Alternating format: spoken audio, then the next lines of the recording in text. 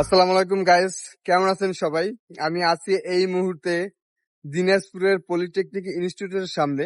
অনেক দিনের ইচ্ছা ছিল দিনাজপুরে আসবো, কারণ দিনাজপুরের নামটা আমাদের সবার অনেক বেশি পরিচিত। কারণ এখানকার একটা ফল আছে, যে ফলটা আমরা সবাই খেতে অনেক পছন্দ করি এবং সবাই এই ফলের মাধ্যমে দিনাজপুরকে খুব ভালোভাবে চিনি। অনেক কিছুই আছে, তার মধ্যে বিশেষ করে আমরা এই যে লিচুর জন্য বিখ্যাত দিনাজপুর। বরিশালের আমড়া, বগুড়ার দই, আর রাজশাহীর আম, আর দিনাজপুরের লিচু। এক এক ফল হচ্ছে এক একটা ডিস্ট্রিক্টকে পরিচিত করে দেয়।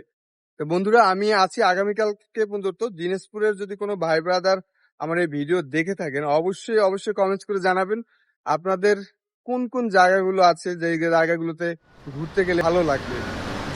কমেন্টসের অপেক্ষায় থাকলাম ভাই।